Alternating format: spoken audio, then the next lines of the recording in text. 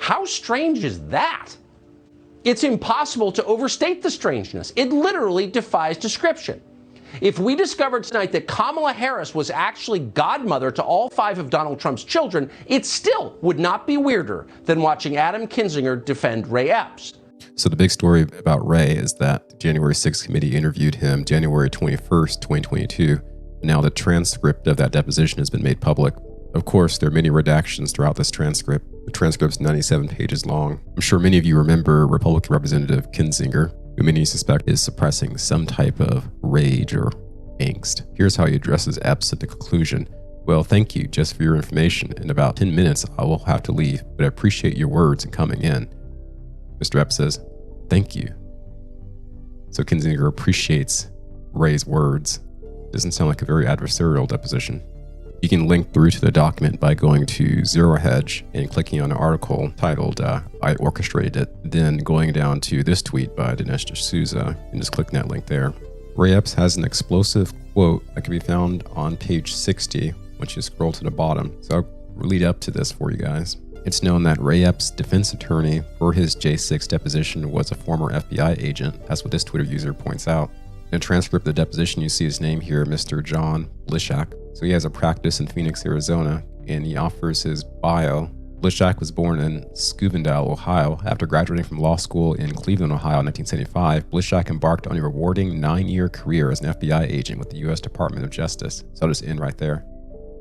That's publicly available information. And we know what many are accusing Ray Epps of being. So what a fine coincidence. So we'll just read through this transcript. So the exhibit I just played for you was footage at the Capitol on the Upper West Terrace at 2:12 p.m. It looks like this is a text message from Dalen or Dallin Epps. Is that how you pronounce it? I'm sorry. How do you pronounce the name? Mr. John Bursick says, pronounced Dallin, isn't it? What's that? John Bursick. He asked how do you pronounce Dallin's name? Mr. Epps. Dallin. Who is Dallin Epps, first of all? Redacted person asks. Mr. Epps. He is my nephew. He's 28 years old. Redacted says, okay. And can we scroll down just a little bit to the middle of the PAG? Redacted. All right, perfect. By Redacted. So it looks like around 9 a.m., your nephew texts you. You and Jim be safe. And then around 2:12 p.m. on January 6th, you text back. I was in front with a few others. I also orchestrated it. So this is the key term there. I also orchestrated it. Continuing on to page 61. This is the exact same time in the video that I just played. Help us understand this text. What did you mean by orchestrate? What did you orchestrate? And I think this is the answer by Epps. Let's do a special voice here. I just meant that you have to understand our relationship. Uncle, nephew, we hunt together. We fun with each other. We do that kind of stuff. What I meant by orchestrate, I helped get people there. At that point, I don't know that they were breaking into the Capitol. Windows have been broken.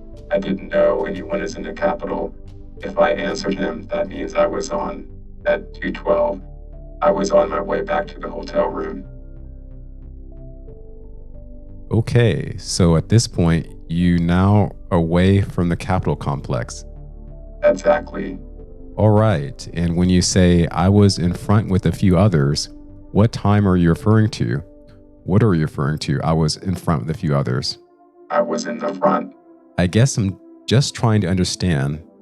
I guess what we would like to understand is why you're telling your nephew this at this time. I was pretty proud that we were all there. I mean, I wasn't proud of some people, but for the majority of the people there, they were pretty peace-loving people. I mean, they were like me. The atmosphere is good except for those people that were trying to take it in a different direction. So look at this powerful testimony from Epps about how he was at front of the protest because it was a peaceful day and he loved being there with pretty peace-loving people. So take that powerful testimony. Yeah, there's the actual footage of him with the sign, directing it and getting others to push the sign over the police. So there. And reconcile his peace-loving statement with this statement the day before. I'm going to put it out there. I'm probably going to go to jail for it, okay? I'm going to put it out there. I'm probably going to go to jail for it, okay? Tomorrow, we need to go into the Capitol. Into the Capitol. Into the Capitol. Into the Capitol. This guy is not in jail. Again, I was pretty proud that we were all there. I mean, I wasn't proud of some of the people, but for the majority of people there, they were pretty peace-loving people. I mean, they were like me. The atmosphere was good, except for those people that were trying to take it in a different direction. perjury in a stand. Adam Kinzinger defends Epps by saying he didn't enter the Capitol and he was removed from the most wanted list because apparently he broke no laws. I'm pretty sure the FBI wouldn't be dumb enough to put their own agent on a wanted list. Ray has cooperated with the J6 committee and we thank him. Again, listen to this. Put it out there. I'm probably going to go to jail for it. He supposed that he may go to jail for putting it out there. Of course, he's a protected asset, so he knew that he was not really in trouble.